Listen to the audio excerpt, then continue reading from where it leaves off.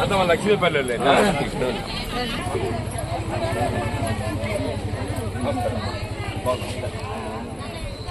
మరి అందరూ ఎందుకు వస్తా లేదు?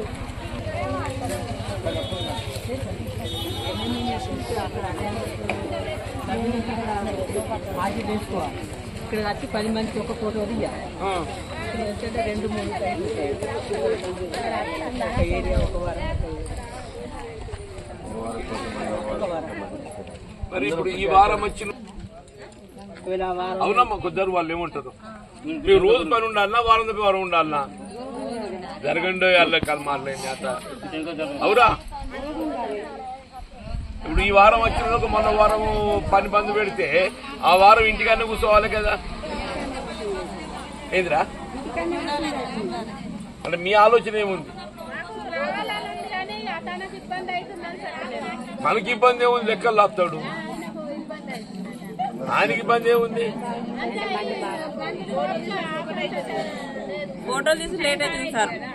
అవునమ్మా చేయాలి పని. అట్లా కాదురా, మీకు పని ఎక్కువ చూపెడితే మీకు బాగుపడి రోజు పని చేసి 10 రూపాయలు వస్తాయి. ఈ 700కు ప్రతిరోజు పని చూపెట్టాలి. మరి చూపెట్టకి ఏం చేస్తున్నారు? Alternate week చూపెడుతున్నారు.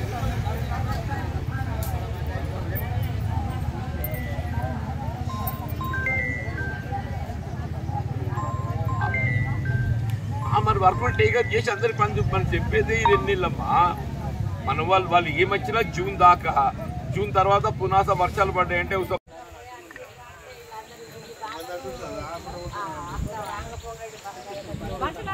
చెప్తామని డిఎం లెటర్ పెడతాం, కలెక్టర్ గారు పెడితే లెటర్, డిఎం లెటర్ పెడతాం, బస్ ఆపరేటర్ బోర్డు పెడతాం. అన్నిటికన్నా ముఖ్యం పని.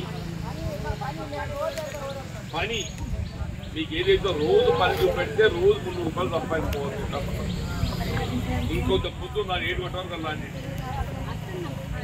నీళ్ళ డబ్బులు తెచ్చి పెడుతుంది కదా.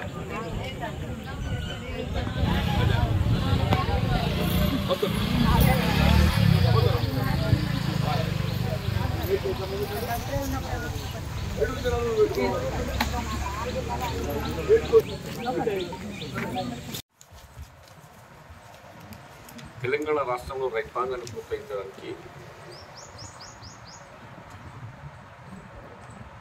రుణమాఫీ వాస్తవం ఏదైతున్నదో ఇవ్వాలంటి పరిస్థితులలో దేశంలో ఎక్కడ కూడా రుణమాఫీ ప్రక్రియ లేదే. ఇవ్వాలంటి దినంలో as on this day no state government is venture to implement a loan waivering. Even Karnataka కూడా.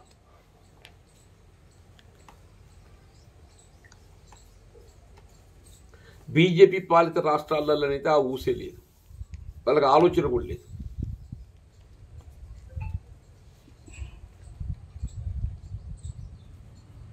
బీఆర్ఎస్ పార్టీ గతంలో 1,00,000 రూపాయల వరకు అమలు చేయాలని తలంచినప్పటికీ మొన్నటి 23 ఎన్నికల ప్రణాళికలో ఆ అంశాన్ని ఎత్తేసింది. అంటే వాళ్ళ మొదటి 2 ప్రభుత్వాలలో 1,00,000 రూపాయల వరకు అమలు చేయాలని తలంచింది. బట్ మొన్నటి ఎన్నికల ప్రణాళికలో ఈ రుణమాఫీ అంశాన్ని ఎత్తేసింది.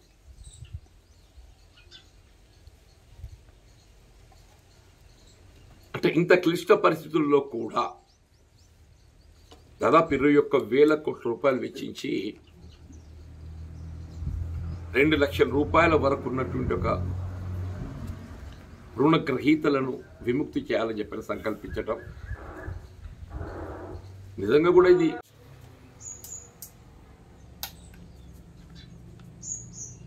రైతాంగాన్ని రుణ విముక్తులను చేయాలని చెప్పని ఈ రుణమాఫీ ప్రక్రియ అమలు చేయటం నిజంగా కూడా గొప్ప విషయం, హర్షించదగ్గ విషయం.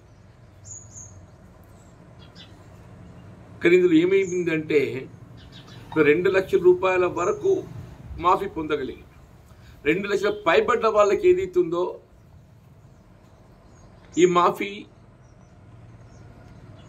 పొందలేకపోయింది. అంటే ఇవాళ మాఫీ పొందిన వాళ్ళు దాదాపు 75% ఉంటారు. 2 పైబడ్డ వాళ్ళు దాదాపు 20% ఉండొచ్చు.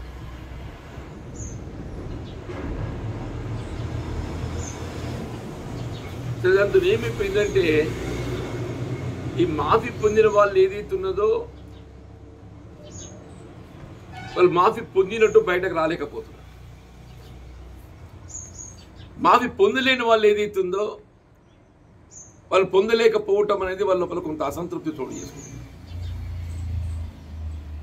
నేను గాంధీ వల్ల సూచన చేసి నేను ముందు మీరు ఏదైతే ఉందో ఎవరికైతే మాఫీ ప్రక్రియ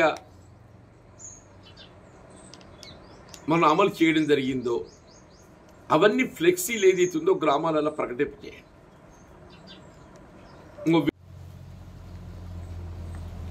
అట్లాగే ఇందిరమ్మ ఆత్మీయ భరోసా రైతులతో పాటుగా వ్యవసాయ కూలీలకు కూడా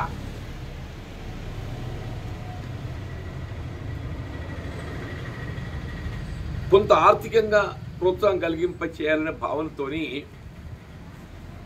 భూమి లేని నిరుపేద వర్గాలు ఎవరున్నా కానీ వాళ్ళ సంవత్సరానికి 12,000 ఇచ్చేటట్టు కార్యక్రమాన్ని అమలు చేయాలని పెట్టి ఉగాదికి అది ఆరంభించారు. ఇప్పుడు అది కూడా మనం పూర్తి చేయవలసి ఉన్నది. ఎందుకంటే ఈ రైతు భరోసా కానీ ఆత్మీయ భరోసా కానీ మనం ప్రక్రియ ఆరంభించినది పూర్తి స్థాయిగా అమలుకు నోచుకోలేకపోవడంతో కొంత సమస్య ఉత్పన్నమవుతుంది. అంటే ప్రస్తుతం రాష్ట్రం ఉన్న ఆర్థిక సమస్యలే కావచ్చు, కారణం ఏదైనా కానీ ఈ రెండింటిపై దృష్టి కేంద్రీకరించాలి. ఇవాళ నేను జగిత్యాల నుండి వస్తుంటే సారంగపూర్ వస్తుంటే మన జంగల్ అటవీ ప్రాంతంలో ఈ లక్ష్మీదేవిపల్లి చెందినటువంటి జాతీయ గ్రామీణ ఉపాధి హామీ పథక కూలీలు దాదాపు ఒక 300 పైచీలకు అటెండెన్స్ కోసం అక్కడ కూర్చున్నారు. ఎవరు చూడంగా ఆగి వాళ్ళందరినీ అసలు ఏంటి, ఏ విధంగా నడుస్తుంది ఏంటి అని అంటే, కార్యక్రమం బాగుంది సార్, కానీ మాకు ఏదైతుందో విడతల వారిగా పని కల్పిస్తున్నారు.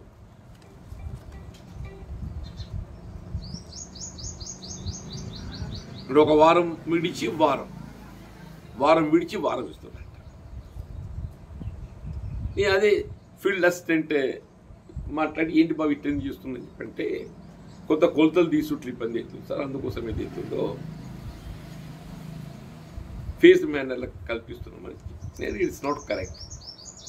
కొలతలు తీయడం నీకు ఇబ్బంది అయితే అదనంగా మేడ్స్ను సమకూర్చుకోండి. ప్రతి 50 మంది కూలీలకు ఒక మేట్లు పెట్టుకోవచ్చు. మీరు కొలతలు తీసి ఇబ్బంది అని చెప్పని భావనతోని మీరు విడుదల వారీగా ఈ వారం 300 మంది, వచ్చే వారం 300 మంది అని చెప్పంటే అంటే నెలకు మీరు 2 వారాలే పని కల్పిస్తారు. అసలు మనం బేసిక్గా వ్యవసాయ కూలీలకు పని కల్పించేదే ఈ 3 మాసాలు ప్రధానంగా. అయితే నేను ఈ ప్రాజెక్ట్ డైరెక్టర్ NRHS జిల్లా అధికారితో మాట్లాడి ఈ విడతల వారీగా పని కల్పితే సరైనది కాదు, వాళ్ళు పూర్తి స్థాయిలో పని కల్పించాలి.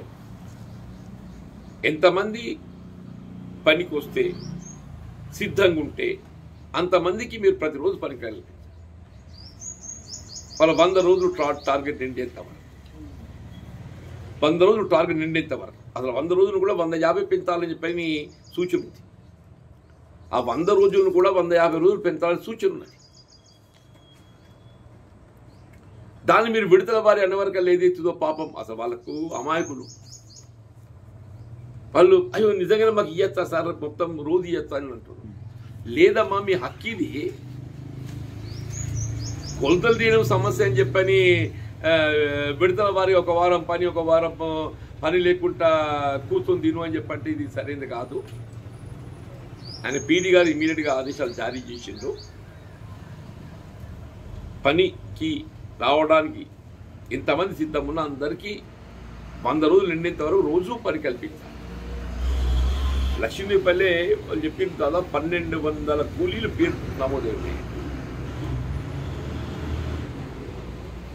ఈ 1200 కూలీలు పేరు నమోదైతే అందులో 800 మంది పనికి రావడానికి సిద్ధంగా ఉన్నారు. ఇప్పుడు విడతల వారికి వచ్చిన దాదాపు 800 మంది ఉన్నారు, 400 ప్రతిరోజు పని కల్పించారు. ఒకటి అది వల్ల అంటే నేను కాకతాళీయంగా వాళ్ళని గమనించడంతో నా దృష్టికి రావడంతో నేను సంబంధిత అధికారులతో మాట్లాడి వాళ్ళకి ప్రతిరోజు పని